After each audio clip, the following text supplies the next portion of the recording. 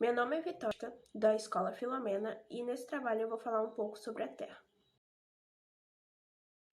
Não é fácil conseguir distinguir a forma da Terra, porque a Terra tem vários relevos, depressões, montanhas, e a parte que parece mais plana é a água, como os lagos e oceanos.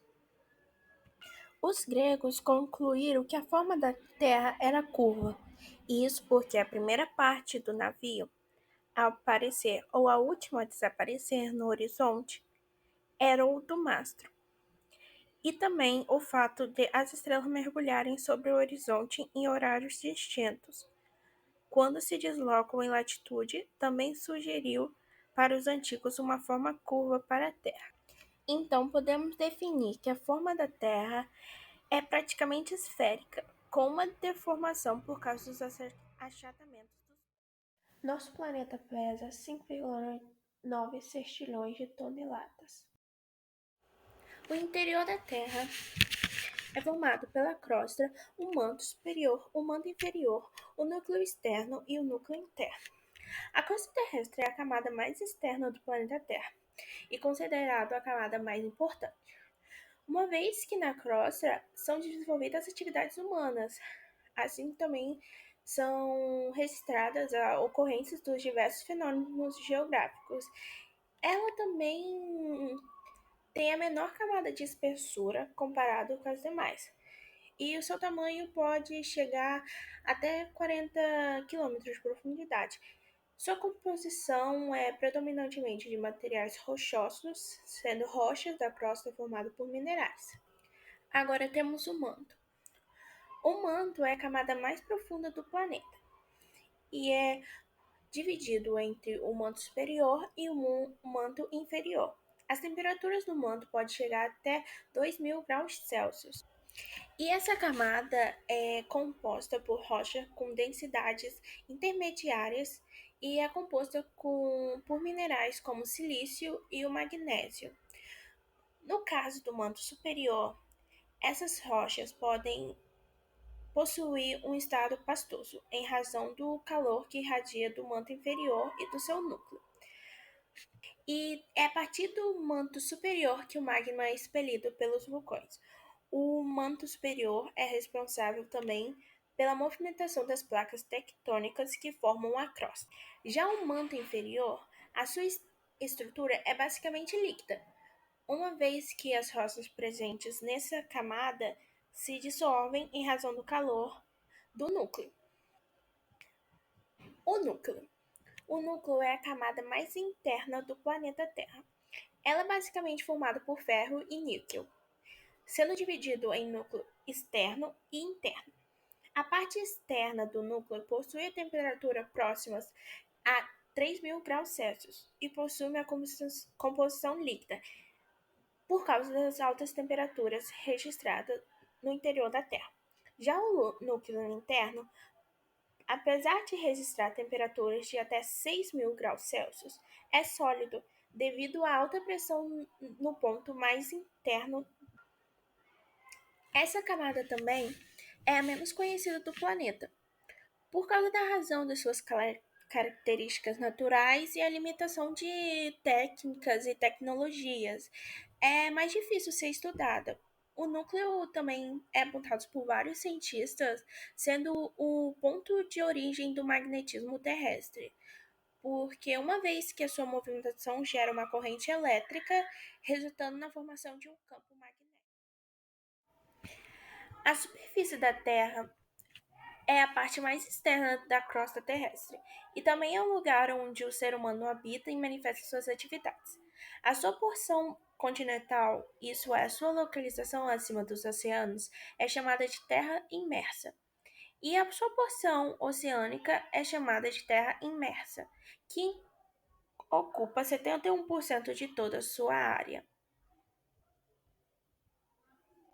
A superfície terrestre é o resultado de três camadas: a litrosfera, a atmosfera e a hidrosfera. Assim, nós temos a quarta camada da superfície da Terra, o bioma, que é formado por essas três Camadas. A superfície terrestre é de extrema importância para atividades humanas, pois o seu conhecimento influencia as ações de planejamento e reconstrução de espaços geográficos, vegetais, animais e outras manifestações externas. Todavia, o estudo sobre a composição da superfície terrestre, além dos processos pelos quais ela passou tanto em sua formação quanto em sua transformação, são importantes para os seres humanos. A superfície terrestre tem espessura de 5 quilômetros a 10 quilômetros na proporção oceânica e cerca de 30 quilômetros a 50 quilômetros para a crosta continental, o que chega a representar menos de 1% da profundidade total do planeta Terra. As placas tectônicas são blocos enormes que fazem parte da camada sólida externa do planeta Terra, e elas sustentam os continentes e os oceanos. As placas tectônicas literalmente flutuam sobre o magma. Desse modo, o que faz as placas tectônicas movimentar-se é justamente o movimento desse magma. Esse movimento não acontece de uma maneira qualquer, e sim obedecendo a uma variação clínica que chamamos de corrente ou células de conversão da Terra. As conversões geram movimentos da placa tectônicas, que pode ser de três tipos: convergentes, divergentes e transformantes. Dependendo do envolvimento de placas oceânicas ou continentais, causam diversas consequências, como terremotos, tsunamis, formações de falhas ou surgimento de cadeias montuosas. Também, o afastamento das placas podem resultar em terremotos e formar vulcões. Nesse movimento, também as placas ficam próximas e em seguida se embatem uma contra as outras. Quando ocorre esse movimento, as placas oceânicas e uma placa continental, a primeira volta ao manto e a segunda fica enrugada, formando troncos. Os movimentos da placa tectônicas podem ser observados através de seus limites e são classificadas, como eu já disse, divergentes e convergentes. A divergente é que define a zona de construção da crosta, e a convergente define a zona de destruição da crosta. As etapas do ciclo da água são evaporização, condensação, precipitação, infiltração e transpiração. Além disso, ainda temos os três estados da água: o sólido, gasoso e líquido. O ciclo da água permite que elementos circulam constantemente pelo planeta, permitindo assim que a vida aqui se desenvolva. Como eu já disse, a água é encontrada em três estados físicos: o sólido, o líquido e o gasoso. A maioria dos organismos utiliza-se na forma líquida para a realização de seus diversos processos biológicos. A maior parte da superfície do planeta também é recoberto por água, sendo estimado que aproximadamente 70% do planeta esteja coberto. O ciclo da água é movido pela energia solar. O Sol aquece a água dos oceanos, mares, rios e lagos, fazendo com que a água passe de estado líquido para gasoso. Também a maioria dos seres vivos depende da água para sua sobrevivência, uma vez que ela faz parte da composição do corpo de todos os seres vivos, além de participar de uma série de reações químicas. Nós, seres humanos, além de compor nossas células e participar de reações químicas que ocorrem em nosso corpo, ela atua no transporte de substâncias, sendo a principal componente de plasmas sanguíneos que atuam na regularização da temperatura por meio de suor, faz parte também da lágrima e entre outras substâncias.